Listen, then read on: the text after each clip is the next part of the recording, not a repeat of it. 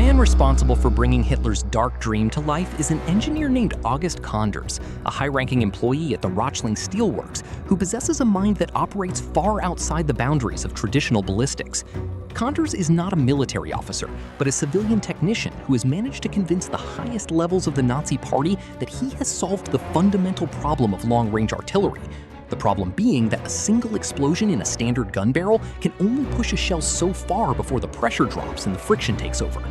His solution is as brilliant as it is terrifying, involving a concept known as the multi-chambered gun, where the projectile is not accelerated by a single blast, but by a series of precisely timed secondary explosions located in side chambers along the length of a massive barrel. Conders calls his invention the high-pressure pump, a name chosen specifically to hide its true purpose from prying eyes and foreign intelligence agencies. As he spreads his blueprints across a heavy oak table in a secret research facility, we see the intricate web of pipes and valves that look more like an industrial refinery than a weapon of war. He explains to the gathered generals that as the shell passes each side chamber, an electrical trigger ignites a new charge of propellant, giving the shell a fresh kick of energy and increasing its velocity to levels never before achieved by human engineering. Hitler is fascinated by the technical elegance of this solution because it promises to deliver the power of a rocket with the cheapness and reliability of a standard artillery shell.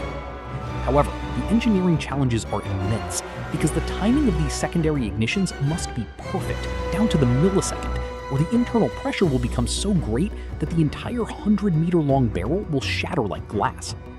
Conders remains undeterred by these risks, driven by a mixture of scientific ego and a fanatical devotion to the Reich, and he begins to oversee the construction of full-scale prototypes in the remote testing grounds of Hillersleben.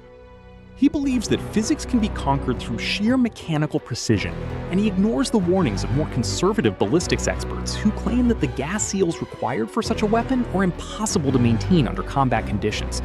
As the camera focuses on the cold and calculating eyes of August Conders, we realize that he is a man who sees the world not in terms of human lives, but in terms of velocities and pressures. His radical vision represents the intersection of industrial might and total war, where the laboratory becomes a battlefield and the engineer becomes a dealer of death.